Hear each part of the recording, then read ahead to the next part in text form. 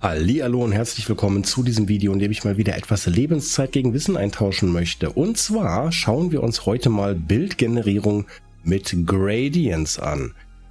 Gradients, das sind Farbverläufe und wir werden in diesem Video jetzt nicht nur Farbverläufe sehen, sondern auch Patterns.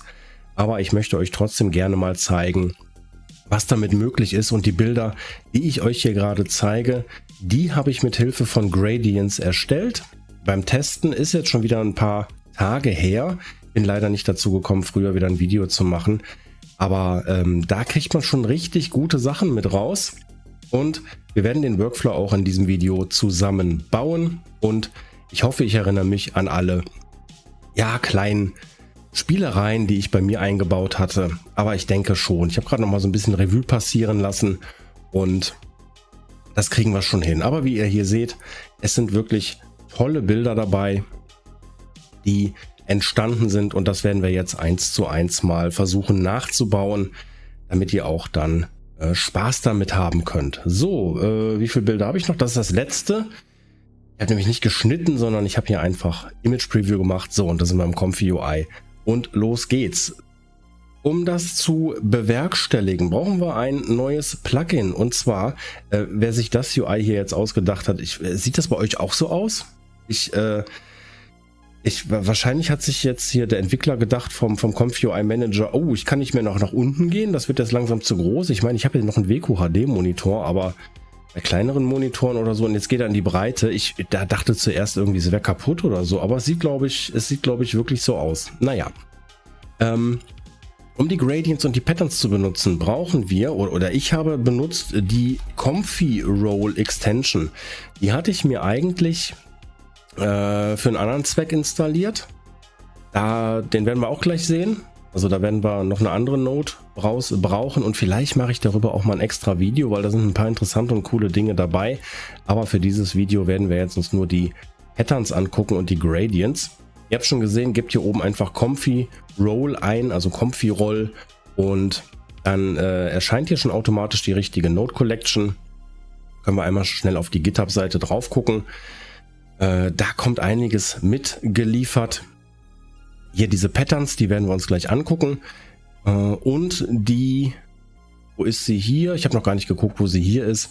Auf jeden Fall bietet diese Node Collection auch Presets für Größen, also einmal um Stable Diffusion 1.5 Bilder zu rendern und einmal um SDXL Bilder zu rendern. Hier unten ist es. Deleted Nodes, Aspect Ratio Replaced. Genau, die meine ich, die Aspect Ratio Nodes. Einmal für SDXL und einmal für Stable Diffusion 1.5.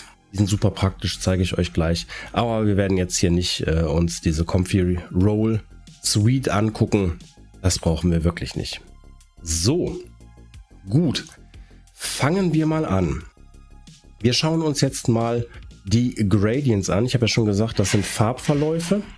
Und finden tut ihr das hier im Ordner Comfy Roll. Jedes dieser Einträge hier ist auch mit einem kleinen Icon versehen. Ich finde das sehr liebevoll gestaltet. Es gibt, glaube ich, noch die Python GOS, die das auch so ähnlich hat. Es ist aber egal. Und zwar müssen wir hier in den Bereich, da geht es schon los. War ja nicht ein Image-Bereich? Graphics. Es war Graphics. Sorry, da war ich gerade auf dem Schlauch, aber ich habe auch schon wieder 9 Stunden Arbeitstag hinter mir. Verzeiht es mir. So. Im Graphics-Bereich, ich war jetzt drauf versteift, das heißt Image, aber es heißt Graphics, und das macht auch Sinn. Und hier gibt es den Pattern-Bereich. Und hier gibt es verschiedene Dinge, die wir uns mal angucken können. Was jetzt ein bisschen lästig ist zum Demonstrieren, ist, dass wir hier meistens immer, nochmal Q-Prompt, das funktioniert noch, der Comfy Roll Halftone Grid. Ich zeige euch mal eben schnell die ganzen Möglichkeiten, die wir hier haben. Vorausgesetzt, ich klicke richtig. Darf nicht so hektisch sein. So, Color Bars. Das ist halt eine Mischung aus Gradients und Patterns hier alles. Oft kriegt man so einen schwarzen Bildschirm. Das liegt daran, dass Color 1 und Color 2 auf Custom steht und Custom kann man dann hier unten eintragen als Hexwert. Wir können aber auch einfach hier uns mal 2 random Farben einfach auswählen und dann kriegen wir das Bild generiert. Hier oben können wir nur Two-Color. Wir gehen jetzt gar nicht so groß auf alle Möglichkeiten ein, ne? Nur, dass ihr wisst, die gibt es. Hier können wir Weite und Höhe immer eingeben. Die Orientation, da haben wir manchmal noch ein bisschen Spielraum zu sagen, ob das jetzt vertikal, horizontal oder diagonal sein soll.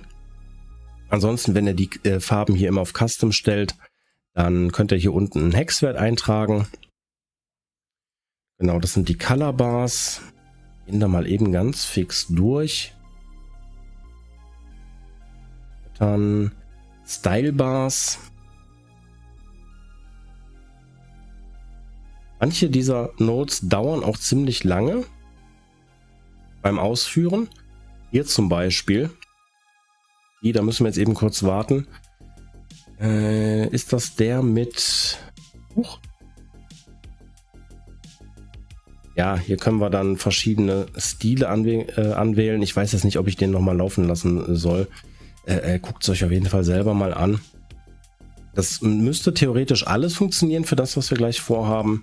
Oder was ich euch zeigen möchte. Ich werde aber mal ein bisschen auf... also ich werde eine kleine Selektion von 4 verschiedenen Dingen machen. Auch hier nehmen wir einfach mal random irgendwelche Colors. Die funktioniert auch schneller. Hier ist ein Checker-Pattern, ne? Ihr könnt hier meistens auch alles eingeben, was dann das entsprechende Muster irgendwie definiert. Also wie viel Reihen und wie viel Patterns ihr da haben wollt. So, das nächste wäre Polygons. Polygons ist, glaube ich, ist das auch etwas, was ein bisschen länger dauert. Ich nehme hier mal die ganzen Colors einfach so random. Ne, das hat ganz gut funktioniert. Hier können wir zum Beispiel sehen, wenn ich die Rows erhöhe,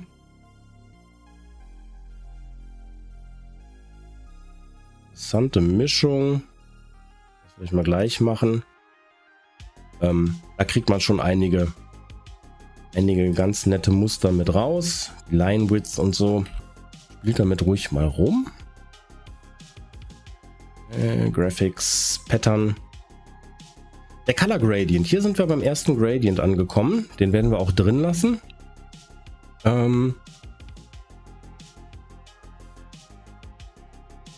Das ist ein Farbverlauf. Und hier können wir angeben, ob wir den vertikal oder horizontal haben wollen. Ich würde einmal sagen, wir gehen von Cyan nach Magenta. Das ist eigentlich eine Mischung, weil ich Kind der 80er bin, also Ende der 70er geboren, aber die 80er mitgekriegt. Das ist so ein typisches Neonmuster, deswegen verwende ich das immer wieder mal ganz gerne. Das ist einer der Gradients, die wir auf jeden Fall behalten werden. Einfacher Farbverlauf von links nach rechts oder von oben nach unten.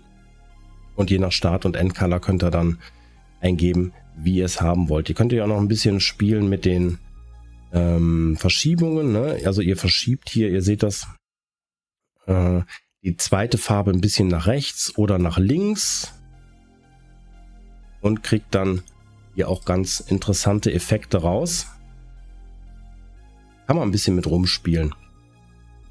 So, ich lade die uns noch einmal Vanilla wieder rein. Die werden wir gleich brauchen. Color Gradient. Nehmen nochmal Cyan und Magenta, wobei wir das später auch umbauen werden. Schieben die einfach mal hier erstmal auf Halde. So.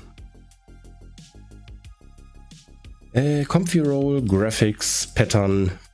Als nächstes haben wir den Radial Gradient. Das ist auch ein Farbverlauf, der allerdings kreisförmig verläuft. Auch hier können wir das mal eben einstellen. Dauert einen Ticken länger. Hier ist, glaube ich, andersrum schöner. Ja, hier sieht man es ein bisschen besser, ne? Also das ist ein Kreis. Hier können wir noch das Zentrum des Kreises verschieben. Das gibt die Node her. Und wie weit dieser Punkt hier entfernt sein soll. Auch das schieben wir uns mal eben runter, weil das werden wir später auch verwenden. Du dekonnestierst dich mal an der Stelle. Und wir nehmen das nächste Pattern. Das sind die Starburst Lines, auch was wir gleich verwenden werden. Ich stelle schnell die Farben ein. So, da kriegen wir so ein Gerüst bei raus. Und hier können wir auch noch sagen, wir möchten aber mehr Lines haben am Ende. Wir können die Lines auch ein bisschen dicker machen. Und wir können das Zentrum, den Mittelpunkt verschieben mit Center X und Center Y. Wir können sagen, wie sich das Ganze ein bisschen drehen soll, also die Rotation. Auch das packen wir mal unten auf Halde. Wir werden da auch gar nicht mit den Einstellungen viel rumspielen müssen an der Stelle, weil, ja, ich zeige euch hier mal, wie es prinzipiell funktioniert, und Feintuning und so überlasse ich dann euch an der Stelle. Und zum Schluss, das ist sowas Ähnliches, das sind die Starburst Colors. Hier nehme ich mal Cyan und Magenta. Die erstellen uns halt so Dreiecke, und hier können wir auch sagen, dass wir eigentlich mehr Dreiecke haben wollen. Sowas zum Beispiel. Ansonsten auch hier dieselben Einstellmöglichkeiten. Oder also hat jede Node hier aus diesen Patterns die Möglichkeit, hier oben Custom zu wählen und dann hier unten in Hexadezimal eine Farbe eingeben zu können. So, dann fangen wir mal an. Und zwar, die schieben wir uns auch nochmal hier runter. Haben wir hier unten die Sammlung der Nodes, die wir haben wollen. Preview Image schmeiße ich jetzt erst nochmal raus, werden wir später nochmal brauchen, aber egal. Wir bauen jetzt mal schnell ein Basic Setup auf. So, einmal brauchen wir einen Loader, dann brauchen wir einen Sampler, und ich kann jetzt schon mal sagen, dass wir später auch nochmal einen Sampler nehmen müssen, also einen zweiten dahinter, aber den kopiere ich mir einfach, nachdem ich hier die Voreinstellungen gemacht habe. Hier können wir Preview sagen, Steuerung C, Steuerung V, und ich sehe gerade, ich habe mein Shortcut-Programm gar nicht an. Einen Moment. Wieder 0 vorbereitet hier, ist ja schlimm. So, ihr könnt das jetzt sehen. Steuerung C, Steuerung V, jawohl. Gut. So, das verbinden wir auch darüber. Hier sage ich einmal, ich möchte das gerne speichern. Und jetzt geht's auch schon los, um diese Gradients als Vorlage zu nehmen. Wir nehmen jetzt mal hier unseren normalen Gradient. Jetzt brauche ich das Preview Image doch wieder. Wir erinnern uns, der normale Gradient war dieser hier. Den hätte ich gerne einmal horizontal. So. Und um den hier einzubauen, brauchen wir im Prinzip nur ein Image-to-Image. Die Nodes nochmal an. Und um ein Image-to-Image zu haben, müssen wir das einmal eben VAE encoden. Ne, die ganzen Begriffe, sowas wie VAE oder so, schaut euch gerne auf dem Channel um. Das habe ich in einem anderen Video auch schon mal erklärt, was genau das ist und was es macht. Seid jetzt nicht allzu abgeschreckt, wenn ihr gerade irgendwie dieses Video hier als allererstes findet oder so. Schaut euch ein bisschen auf dem Channel um. Da habe ich viele dieser Dinger hier schon erklärt und die haben wir auch schon gemacht. Deswegen bitte nicht abschrecken lassen, wenn es jetzt ein bisschen schnell geht, aber ich möchte zum Kernpunkt dieses Videos hier kommen. Die anderen Dinge haben wir eigentlich hier schon, gerade was so Basic Setups und so betrifft, haben wir schon besprochen hier. So, ich nehme mir ein Model. Bei dem Epic Realism können wir die Baked VAE nehmen. Ich möchte an der Stelle gerne nochmal aus dem Vorvideo was aufgreifen, und zwar das Reuse Your Prompts. Ich möchte nämlich hier sagen, ich möchte Positive to Input und Negative to Input und mir das im letzten Video gespeicherte Template einmal hier laden. Können wir nämlich hier den Positive hier vorne rein und den Negative da rein. Und ich schaue mal eben, hier habe ich Anime, das ist falsch, da muss ich mal eben wechseln auf meinen Standard-Prompt, Pfad kopieren, A-Steuerung V, Anführungszeichen wegmachen und fertig. Negatives ist YouTube, das stimmt.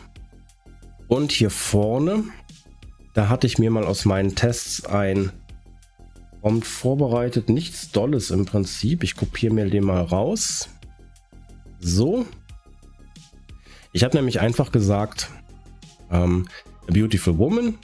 Dann habe ich eine Verkettung von Random Begriffen, also aus den 80ern, aus den 70ern, aus den 60ern oder aus den 50ern genommen. Das bedeutet hier diese Syntax, dass bei jedem Prompting oder bei jedem Durchlauf nimmt sich Stable Diffusion eins dieser getrennten Begriffe hier, also entweder 80er oder mal 60er, 50er oder mal 70er, einfach um ein bisschen Variation da reinzukriegen. Style dahinter ergänzt, also steht dann hier immer 80 Style, im nächsten Durchlauf steht 60 Style und so weiter.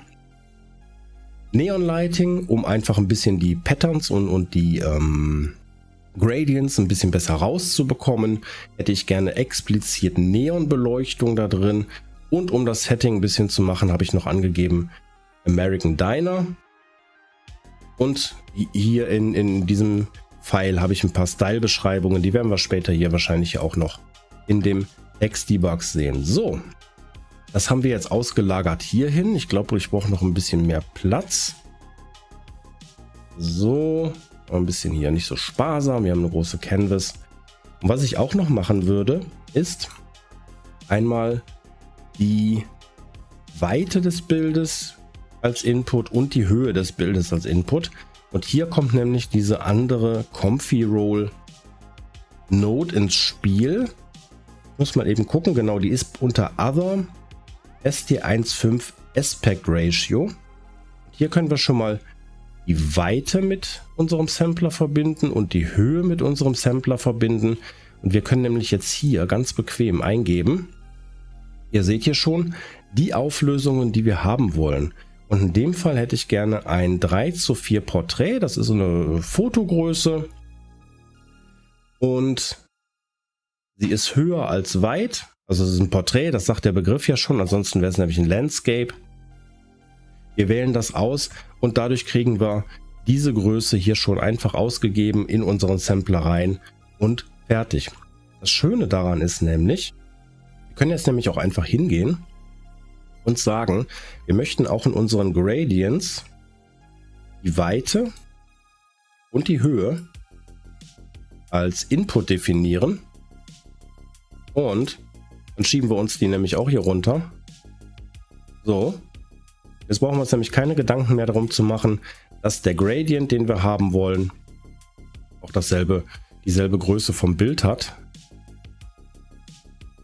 Wobei wir natürlich hier auch als Optional Latent reingehen und der das übernimmt, ne? Aber je nach Setup später haben wir es dann ein bisschen schöner. So, das heißt, wir haben jetzt hier unten unseren Gradient ausgewählt. Das mal so ein bisschen so. Jetzt können wir theoretisch anfangen, aber wir müssen natürlich noch, weil wir ein Image-to-Image an der Stelle haben, den Denoise hier ein bisschen anpassen. Und da habe ich beim Testen rausgefunden, es gibt so einen gewissen Schwellwert, an dem das Ganze umschwenkt. Der liegt, wenn ich mich recht entsinne, so bei 0,65. Wir können es aber mal eben rantasten. Q-Prompt. Einmal F5. Ich weiß nicht, ob irgendeine Note hier vorne da ein bisschen Ärger macht an der Stelle. Das hatte ich auch schon im letzten Video. Keine Ahnung. So, hier sehen wir jetzt 0,5 bringt nichts im Denoise. Wenn wir auf 0,6 hochgehen, da sehen wir schon, dass etwas passiert. 0,65. Da passiert schon etwas mehr. Und das ist so der Bereich, ab dem es losgeht. Ne? Also ab 0,6 seht ihr schon, dass er sich loslöst vom reinen Pattern und übergeht in Bilder zu rendern. Und wenn man wirklich gute Bilder haben möchte, ist, glaube ich, so 0,8 bis 0,85 ein ganz guter Wert, der das Ganze schon hier in ein vernünftiges Bild umwandelt. Aber dann wisst ihr könnt an der Stelle, Moment, ich gebe eben mal an Dress Clothes, manchmal kommen da sehr bauchfreie Bilder raus. Ich möchte das ein bisschen reduzieren. Also einfach, dass ihr wisst, ab 0,6, 0,65 kriegt ihr schon Bilder zustande, So, ab dem Punkt bricht sozusagen die Berechnung und wir kriegen ein Stück weit unser Motiv, aber auch den Gradient mitgeliefert, aber so bei 0,8, 0,85. Ab da bricht's über. 0,8 finde ich sogar teilweise noch ein bisschen schöner. Ich glaube, wir haben ein bisschen mehr Einfluss vom Gradient an der Stelle noch. Ja, das vor allem mit der näheren Beleuchtung, jetzt kommt es ein bisschen stärker durch. Wir sehen, dass wir hier auf der linken Seite hauptsächlich die blauen Bereiche haben und hier rechts geht geht's in dieses Magenta über und der Rest des Bildes passt sich dann an. Und hier vorne oder hier hinten beziehungsweise an der Stelle machen wir auch ein Image-to-Image. Also wir ziehen jetzt einmal das Latent hier rüber, machen die Noise von 0,5, einfach um das Bild dann nochmal hier ein bisschen glatt zu ziehen. Ne, also den ersten Sampler benutzen wir, um aus dem Gradient ein modelgeneriertes Bild zu machen und der zweite Sampler knattert dann nochmal drüber und macht das ein bisschen glatter. Gut, so, jetzt haben wir natürlich hier unten eine ganze Menge an weiteren Optionen. Na, wir haben hier erst einmal unsere Gradients und wir haben unsere Patterns, die wir anwenden können. Wir müssen jetzt erstmal für jedes dieser Dinger hier einmal die Höhe und die Weite auslagern. Das ist ein bisschen lästig, aber das macht man ja auch im Zweifel nur einmal. So. Jetzt können wir nämlich hingehen und jede Weite mit jeder Weite verknüpfen. Für die Weite ist es noch angenehm, weil der sich automatisch einfach beim Loslassen mit dem ersten verfügbaren Konnektor verbindet. Für die Höhe müssen wir es einmal so machen. So. Und jetzt haben wir im Prinzip hier ja, ne, ich brauche jetzt nicht hier rendern lassen, weil er sowieso das noch aus dem ersten nimmt. Aber wir generieren jetzt hier überall einmal unsere Ausgabewerte. Gut, um hier ein bisschen ja, Zufallsprinzip zu generieren. Also ihr könnt an der Stelle jetzt im Prinzip schon sagen, ich will aber nur das haben, ne? Dann zieht er das hier oben ins VAE Encode rein. Können wir einmal machen. So, dann hat er jetzt an der Stelle den Radial Gradient genommen. Das ist noch der, auch wenn er hier gerade Mob hat, aber da wird es nicht viel getan haben. Hier sehen wir auch in der Mitte haben wir den Fokus auf dem Magenta und nach außen rum kommt dann der Blau-Einfluss rein. Ich finde das immer, das macht sich sehr gut mit Neonbeleuchtung. Dass sie 3 Arme hat, ignorieren wir jetzt einfach mal. Auf sowas, ich weiß nicht, Menschen werden vielleicht nicht gerne darauf angesprochen, dass sie 3 Arme haben. Okay, damit wir ein bisschen bequemer die Möglichkeit haben, uns hier einen, ich bleib mal beim Gradient, ne? Das hier unten sind Patterns, das sind keine Gradients, aber ich bleib mal bei der Terminologie hier an der Stelle. Damit wir die Möglichkeit haben, uns das ein bisschen bequemer auszuwählen, können wir aus dem Impact Pack, Links sind immer in der Beschreibung, ne? Auch für die installierten Custom Node Packs, die ich hier habe. Hier gibt es 2 Möglichkeiten. Einmal gibt es hier die sogenannte Switch Images, Mask Node. Die sieht so aus. Wir können aber auch aus dem Impact Pack, und die ist auch ziemlich nice, unter Util, die Switch Any Node verwenden. Diese beiden Möglichkeiten haben wir. Und ich bleibe jetzt mal bei der Switch Any Node. Die hier ist im Prinzip ziemlich klar. Wir können hier die Bilder reinziehen und von hier aus weitergehen und mit diesem Index dann selektieren, was wir haben wollen. Im Prinzip ist die Switch Any Node nichts anderes, aber ihr seht, wenn wir hier einen Konnektor verbinden, erscheint hier unten der nächste Input. Wenn wir den zweiten Konnektor verbinden, erscheint der nächste. Und so weiter. Riecht den noch? Ja, so, plupp. Und wenn wir jetzt von hier aus hier oben ins VAE Encode gehen, ziehen die mal runter.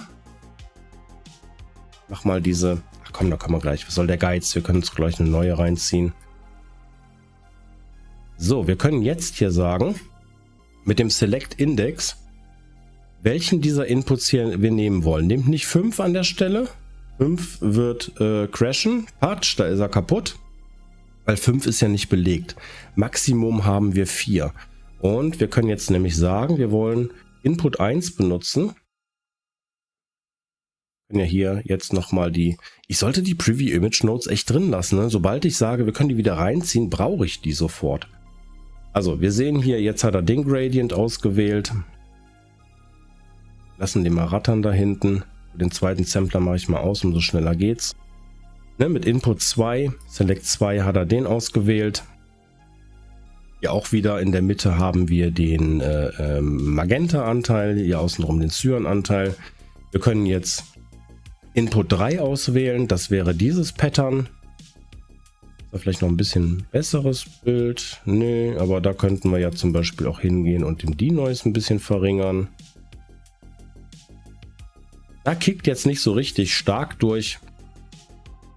Aber trotzdem ist der Einfluss da. Glaubt es mir. Und das ist dieses Pattern unter Input 4. Und hier sehen wir schon, ne, dass er die Decke ein bisschen angepasst hat. Und die Perspektive vor allem. Das ist ganz nice geworden. Ja, und so können wir auswählen, welches Pattern wir haben. Wenn wir jetzt allerdings noch ein bisschen einfach steiler gehen wollen an der Stelle. Ich mache den jetzt mal wieder an. So, schwupp, Steuerung M, ne? Ihr seht es immer hier unten links. Werden die Tastaturkürzel eingeblendet. Wir können das Ganze noch ein bisschen ja, krasser machen. So, also das hier ist schon mal so ein Setup, wenn ihr jetzt wirklich sagt, ich möchte jetzt Bilder mit dem oder dem oder dem oder dem hier erstellen, benutzt das, könnt ihr gezielt hier einstellen. Aber ich bin ein Freund von Zufall. Also, wie habe ich das letztens in den Kommentaren gesagt, so ein bisschen Genetik-Zufall, ne?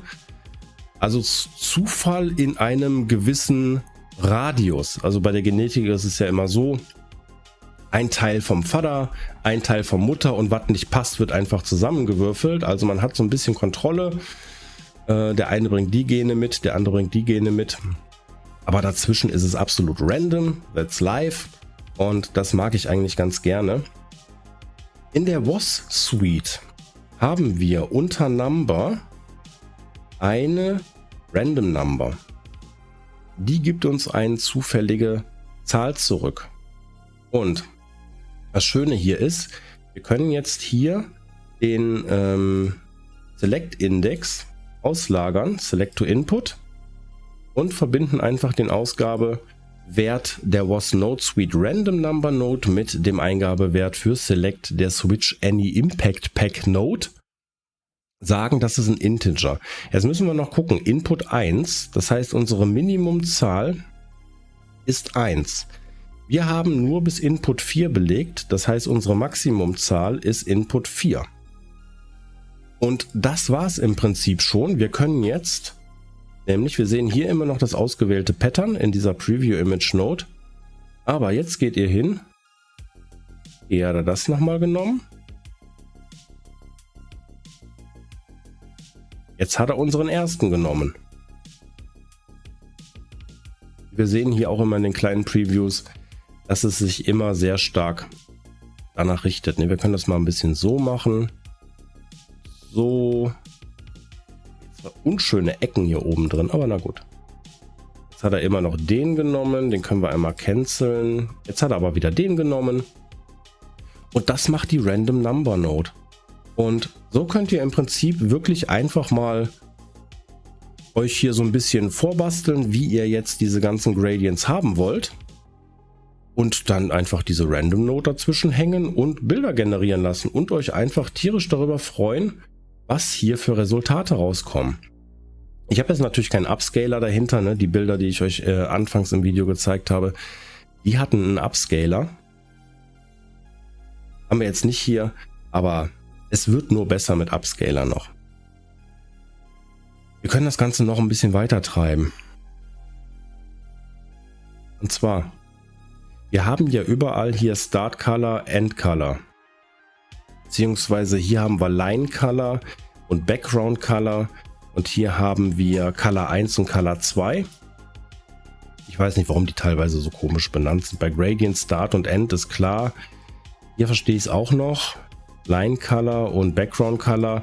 Color 1 und 2 verstehe ich dann wieder nicht mehr. Obwohl doch eigentlich schon, weil das war nicht dieser Sterneffekt, sondern dieser Dreieckseffekt. Gut, wie will man die sonst? Nee, ist gut, ich nehme es zurück. Macht Sinn, macht absolut Sinn. Aber, worauf ich hinaus will, wir gucken einfach mal hier. Wir haben hier einmal Start Color und End Color, auslagern damit.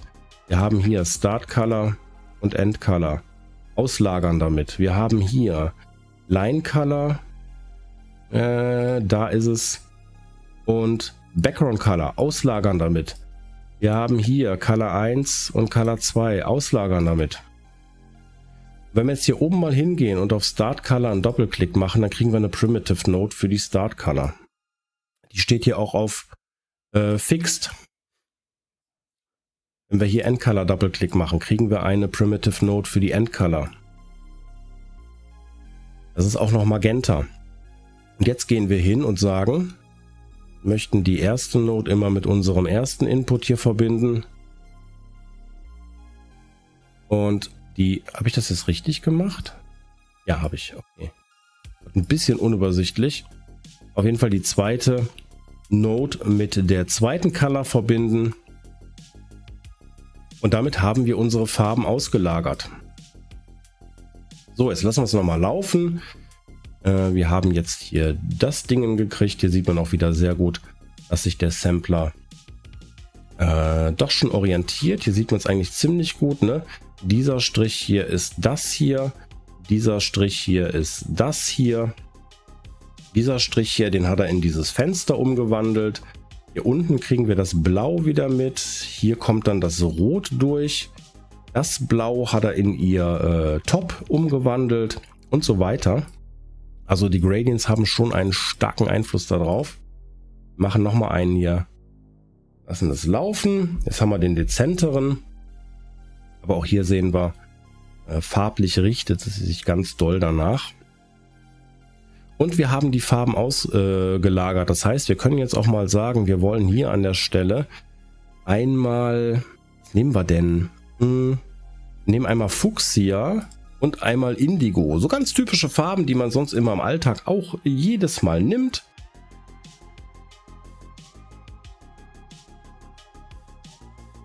Und wir können sehen, unsere Farben haben sich angepasst und auch der ganze Stil des Bildes passt sich dementsprechend etwas an. So, und was ihr jetzt noch machen könnt, das finde ich auch sehr gut. Also ich gehe jetzt die Schritte von Kontrolle zu, wir lassen einfach Comfy UI entscheiden, was für Bilder wir haben wollen. Weil wir haben die Primitive Node, die steht auf Fixed. Können die einfach auf Randomize stellen. Und dann das ganze Ding frei drehen lassen.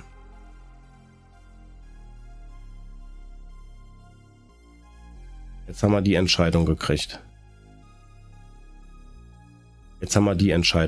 Und auch wenn er sich jetzt gerade hier ziemlich ähnliche Dinge rauspickt, ich warte mal eben, dass hier absolute crazy Farbkombination hier von Cyan nach Rot oder so.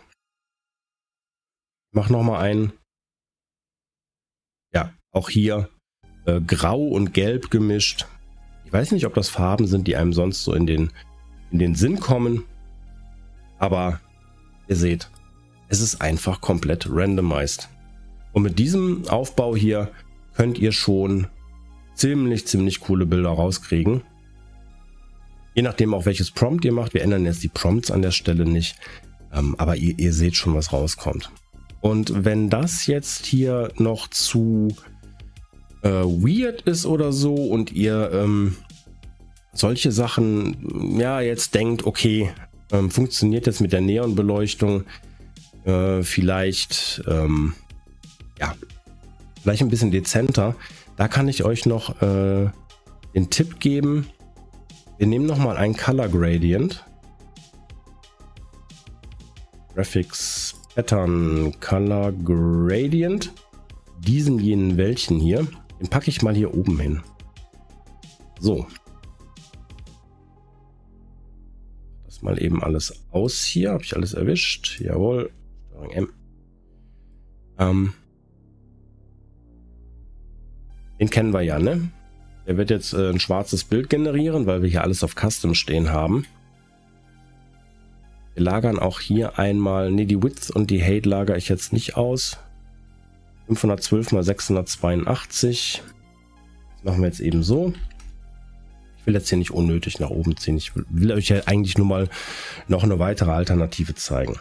Und wir sagen jetzt hier, wir wollen einmal von Black nach White gehen. So. Und Horizontal. Dann sieht das Ganze so aus. Ich habe hier noch einen anderen Prompt. Wir nehmen mal diesen hier. Ich kopiere mir den raus. Mach Steuerung A, Steuerung V. Ich habe jetzt hier nur Close-Up Portrait of a Beautiful Woman at Night, Closes und Dressed. Der Rest kommt aus meinem geladenen File. Wir können diese Gradients nämlich auch verwenden, um einfach die Belichtung eines Bildes anzupassen. Und dafür habe ich jetzt ja nichts weiter gemacht, als uns hier so ein Schwarz-Weiß Gradient zu erstellen. Wenn wir den jetzt mal hier unten reinziehen, im Prinzip können wir uns dann auch hier das alles sparen gerade. Es tut aber auch nicht weh, wenn wir es laufen lassen. So, und jetzt lassen wir das laufen. Wir haben jetzt hier oben einen sehr starken Weißanteil. Wenn wir das ganze Setting hier aber mal ein bisschen anpassen, wir ignorieren mal diese Note hier, brauchen wir jetzt gerade nicht, konzentrieren uns jetzt hier drauf. So. So. Wir können ja hier sagen, wir möchten das Ganze ein bisschen weiter nach rechts schieben. Je weiter wir das nach rechts schieben, beziehungsweise das war schon zu weit, glaube ich. Mal eben kurz gucken, dass wir hier was Schönes erwischen. Ihr seht aber auch, dass das Bild hier schon diesen normalen Schwarz-Weiß-Gradient dafür benutzt, hier auch diesen Übergang zu machen. Das muss ich noch mal eben kurz checken, was genau sich hier ändert. Ah, sowas wollte ich haben. Das wollte ich haben. Die Linear Transition ein bisschen hoch. Können wir das noch einen Ticken weiter nach rechts schieben? Ich denke, ihr seht schon den Punkt, auf den ich hinaus will.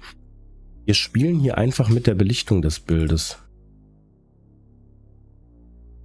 So, wir schieben das jetzt wieder ein bisschen mehr nach links. Den dunklen Anteil haben wir jetzt hier so klein auf der linken Seite. Ich würde sagen 1/3 irgendwie dunkel, dann geht es ein bisschen über und wir haben 1/3 hell. Und man sieht hier schon ganz deutlich, dass wir dadurch auch die fotografische Belichtung anpassen. Ich hätte gerne nochmal das Ganze ein Stück weit weiter nach rechts. Wobei ich da vermute, dass er links nichts mehr rendern wird und dann... Ah doch, er macht es.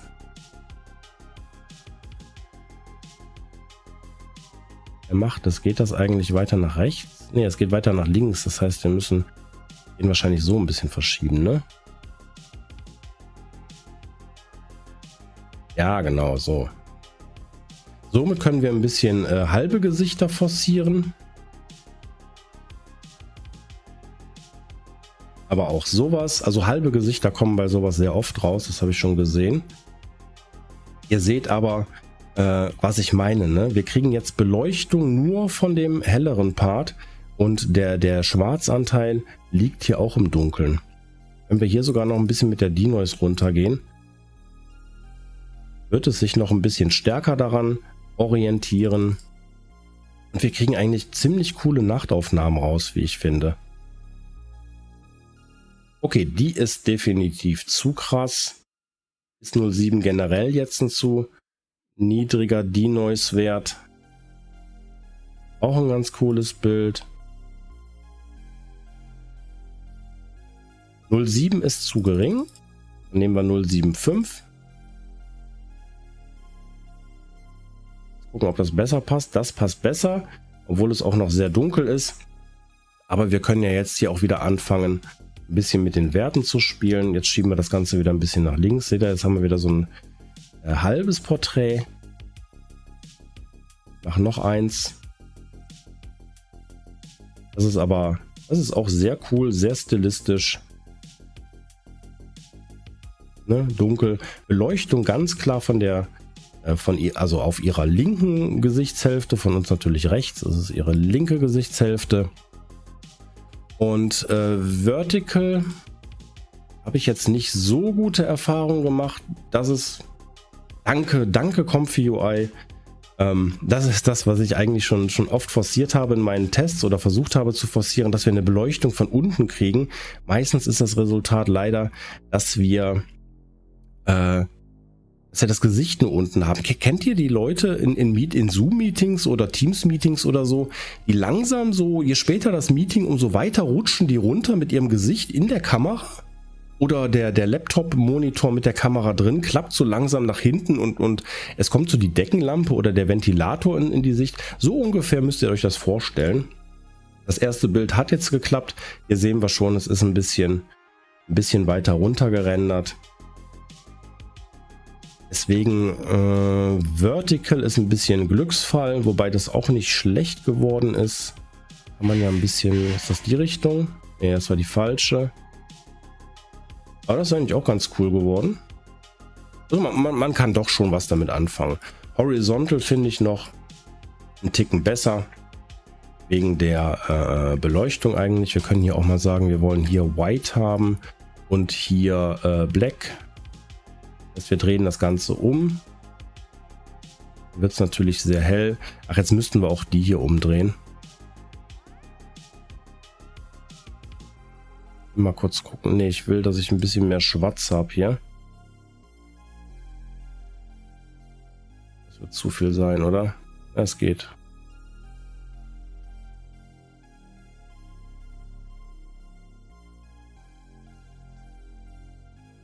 Ja, ich taste mich gerade ran. So rum habe ich es ehrlich gesagt noch nie probiert.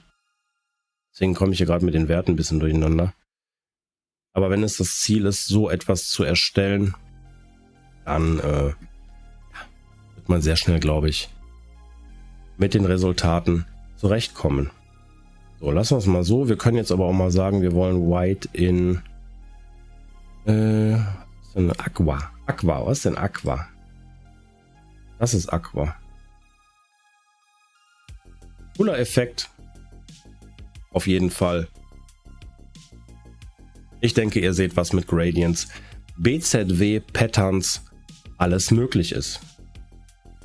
Gut, wie mache ich das jetzt hier? Ich muss aus den Workflow noch speichern. Ich schiebe das mal nach hier oben und dekonnektiere mal den Teil. Und dafür nehmen wir hier unten wieder aus dem Switch Any unser Image nach oben.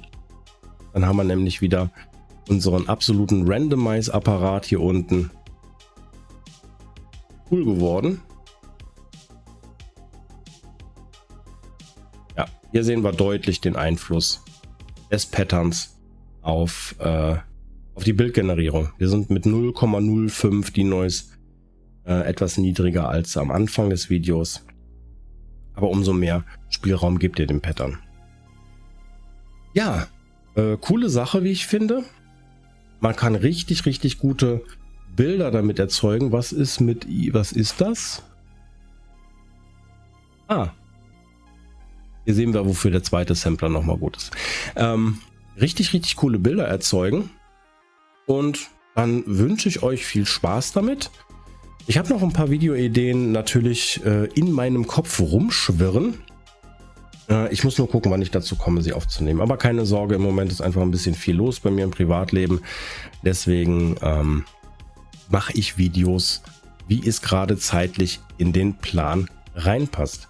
Den Workflow speichere ich jetzt noch eben und stelle euch den natürlich zur Verfügung. Unten in der Beschreibung, ne, Pastebin Workflow. Könnt ihr euch runterladen, selber mitspielen oder ihr bastelt es einfach nach. Wir sind ja jetzt nicht in Fehler gerannt oder so. Es funktioniert alles einwandfrei. Ja, habt viel Spaß beim Umbasteln. Ich wünsche euch was. Bis zum nächsten Video. Macht es gut und tschüss.